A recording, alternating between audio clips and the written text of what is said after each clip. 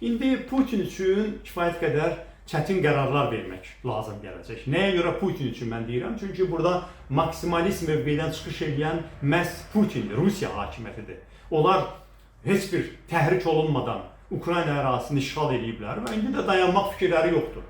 İndi onlar deyirlər ki, atəşkəs Ukraynanın yenidən silahlanmasına əlavə fürsət yaradacaq. Ukrayna yenidən səfərbər olunacaq. Biz razı deyilik ki, Ukrayna ərazisində Avropa qoşunları yerləşsin və s. və ilaxır. Dolayısıyla, yəni, bu günə Putinin siyasəti budur ki, birbaşa açıq şəkildə Trump'ın təkliflərinə yox deyib, onunla toqquşmadan, amma pasiv şəkildə faktiki atəşkəs çağırışlarını boykot eləmək. Faktiki müxtəlif söz oyunlarından istifadə edərək savaşı davam elətdirməkdir Rusiyanın hal-hazırki siyasəti. ABŞ prezidenti də çox ciddi şəkildə yanaşır bu məsələyə. Demək olar ki, özü üçün qəbul edib bu məsələni prioritet kimi ki, mən Rusiya-Ukrayna savaşının durdurulmasına nail olacağım. Ona görə də təzyiqi artırır. Rusiyanın üzərində hal-hazırda ABŞ-ın təzyiqi var. Siz ona baxmayın ki, vaxtaşırı, deməli, Putinin haqqında ümidverici danışır, pozitiv danışır Trump. Amma siz paralel olaraq ona da baxın ki, məsələn, Trump'ın komandası çox ciddi şəkildə Rusiyanı hədələyirdi. Hamınız bildiniz ki, ABŞ-ın Maliyyə naziri ciddi bəyanatla çıxış elədi ki, əgər Rusiya atəşkəsə razılaşmasa, indiyə qədər olanlardan qat-qat ağır sanksiyalar tətbiq edəcəyik Rusiyaya. Onu da bilirsiniz ki, Lindsey Graham, ABŞ Respublikaçılar Partiyasının ən nüfuzlu senatorlarından biri, o çox sərt açıqlamalarla müraciət elədi ki, artıq Rusiyanı danışıqlar masasına otuzdurmaqdan ötürü iki partiyalı qanun layihəsi gəlməlidir ağır sanksiyalarla Rusiyaya qarşı. Onu da bilirsiniz ki, artıq hər iki partiyanın birləşmiş birgə təşəbbüsü ilə Rusiya rəhbərliyinin məhz şəxsən onların Ukraynaya təcavüzə görə məsuliyyət daşıdıqları xüsusi olaraq vurğulanıb, deməli, ABŞ Konqresinin qətnaməsi ilə. Yəni, hər iki palata birlikdə qərar veriblər ki, Putin və onun hökuməti məsuliyyət daşıyır. Yəni, paralel bu işlər də görülür. Deməli, o Rusiya haqqında xoş fikirlərlə yanaşır. O xoş fikirləri səsləndirməkdə məncə Trump'ın məqsədi onu bir təhər masaya otuzdurub, nəhayət hücumların dayandırılmasına nail olmaqdır. Amma danışıq önəmli olacaq. Düzdür, mənim açığı gözləntim yoxdur ki, Putin yenə də açıq danışacaq.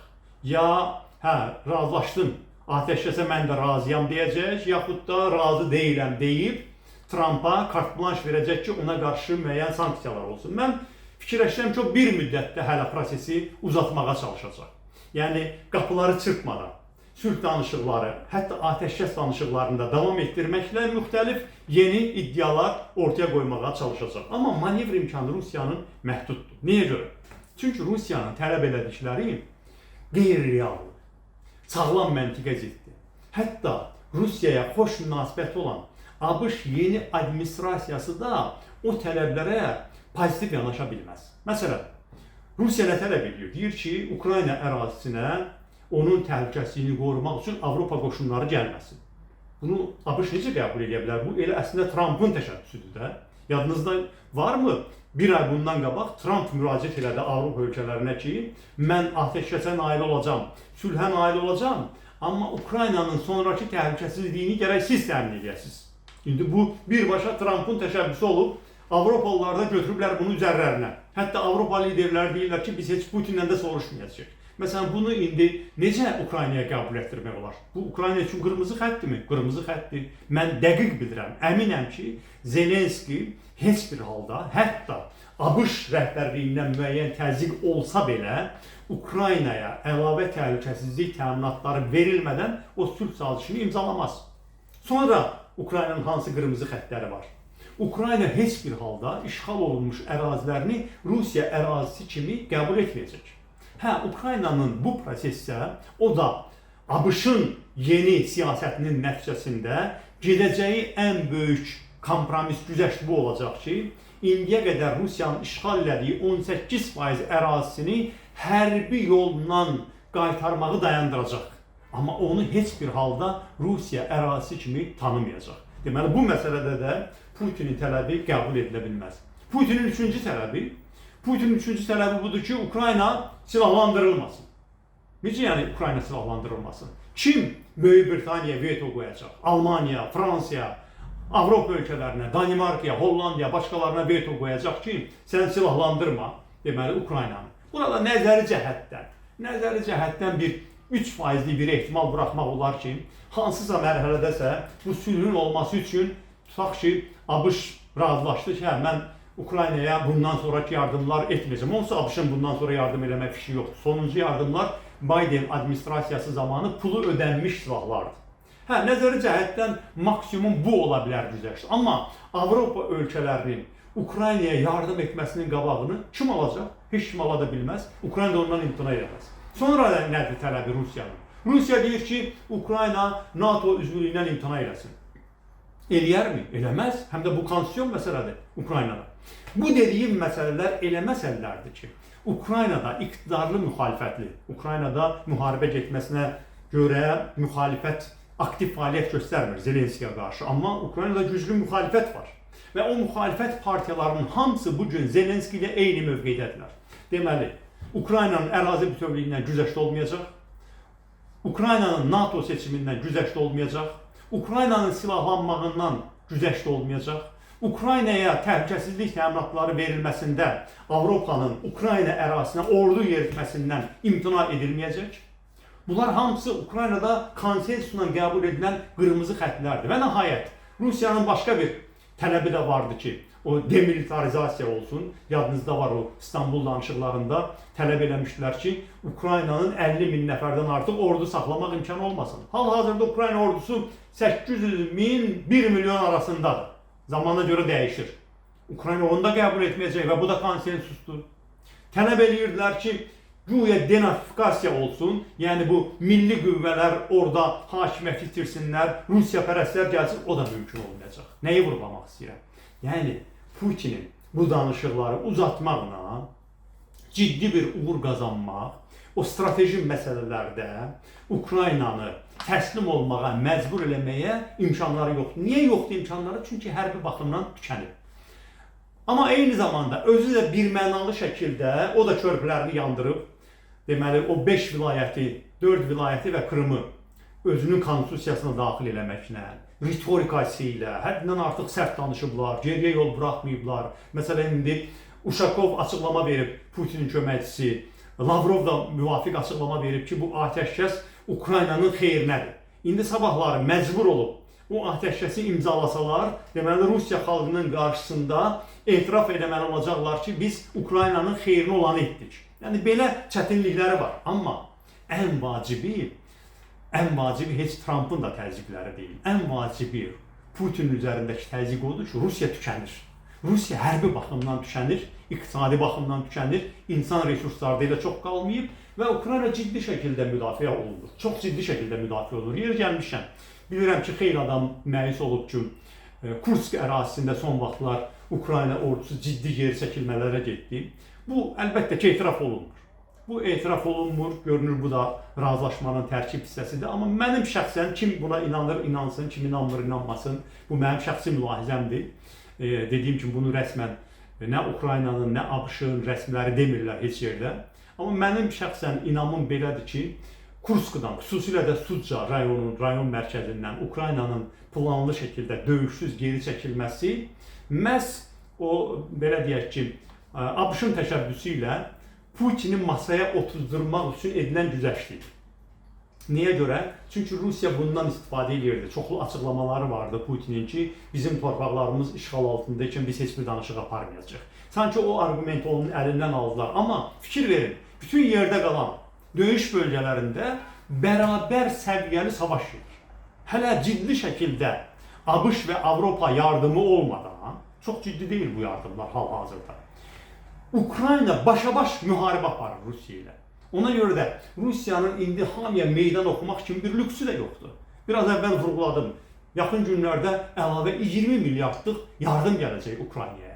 İndi bu indiyə qədər olanların hamısını bilirsiniz, onları təkrarlamayaq. Əlavə 20 milyard avro olub, yardım gələcək. Bunların hamısı Ukrayna üçün əlavə resurslardır. Ona görə də hesab edirəm ki, Putin hansısa bir çarə axtarıb dayanmalı.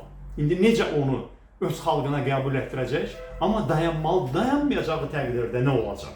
Dayanmayacağı təqdirdə, birincisi sizin sualınızda var, mən onu cavabsız qoymayayım. ABŞ-ın hələ də Rusiyaya ciddi təzyiq etmə imkanları var. Nədən ibarətdir bu imkanlar? Bir, sanksiyaları sərtləşdirmək. Gördünüz, təkcə bank sektoruna, hətta Biden administrasiyasının belə tətbiq etmədiyi, daha doğrusu fasilə vermişdi, onlara bir istisna qoymuşdu. Həmin o istisnaları belə aradan qaldırmaqla nə qədər böyük zərbə vurdular? Artıq deməli Rusiyanın neft-qaz ticarətinə, artıq Rusiya neft-qaz satmaqda Avropa ölkələrinə çox ciddi çətinlik çəkir və artıq bu gedişlə sata bilməyəcək, o sanksiyalar götürülməsə. İkinci, çox vacib məsələ. Prinsipcə, böyük yeddilikdə o bir ölkələrin hamısı hazırdır. Tramp da hə desə, Rusiya nefti üçün həmin o tavan qiymət, ən yüksək qiymət ki, indiyə qədər $60 bir barelinə, onu məsələn 50-yə, 45-ə qədər salmaq olar. Təsəvvür edin ki, əgər onun məsələn 45-ə salınması mümkün olsa, bu Rusiya iqtisadiyyatına çox dəhşətli zərbə vura bilər və həqiqətən də Rusiyanın dayanmaqdan başqa çarəsi qalmaz.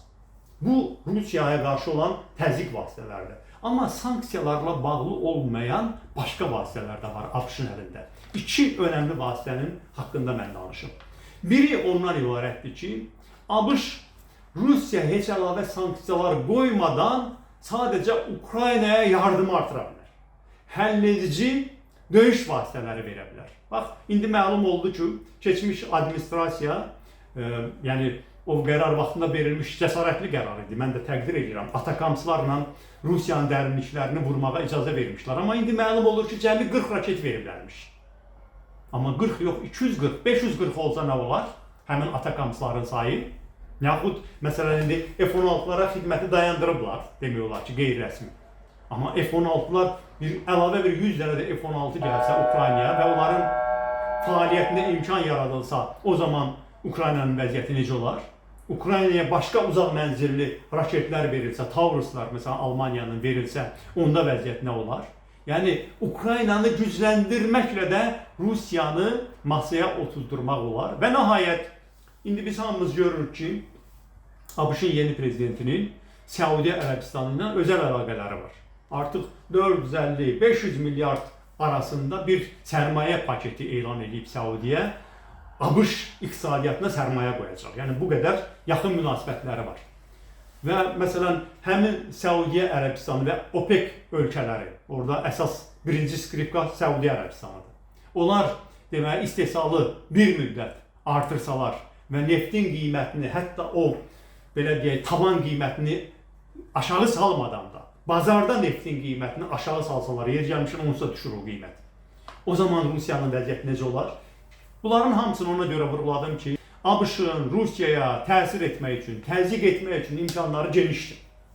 Və Rusiyanın manevr imkanları o qədər də böyük deyil. Hə, bu günləri Rusiya o manevrdən istifadə edir ki, ABŞ-la Avropa ölkələrinin mövqeyində müəyyən fərqlilik yaranıb Ukrayna mövzusunda. Ondan hələlik istifadə edir. Amma heç olmasa ondan istifadə etməklə olsa da, bugün dayanmasa Rusiya hakimiyyəti, onun üçün əlbəttə ki, perspektiv daha çətin olacaq. Mən bu barədə yazı yazmışdım. Orada qeyd eləmişdim ki, çox paradoksaldır ki, bugün danışıqlardan ən çox qaçan Rusiya tərəfidir. Hansı ki, indi müharibəni dayandırmaq ən çox Rusiyanın marağına uyğundur. Əslində, Rusiya indi dayanmasa, məsələn 26-cı ilə qalsa bu savaş, Rusiya daha çox itirən tərəf olacaq. Çünki proses bundan sonra Ukraynanın xeyrinə, Rusiyanın əleyhinə dəyişəcək. Əslində, Rusiyaya rəhbərlik edənlər sağlam düşünə bilsələr, rasional düşünə bilsələr, indi onlara çətin görünən kompromislər də onlar üçün əslində nisbətən yenə də uduşlu variant indi onların qarşısına qoyulan variantlardır. Onu qəbul eləməsələr, bir müddətdən sonra daha pisini qəbul etmək məcburiyyətinə qalacaqlar.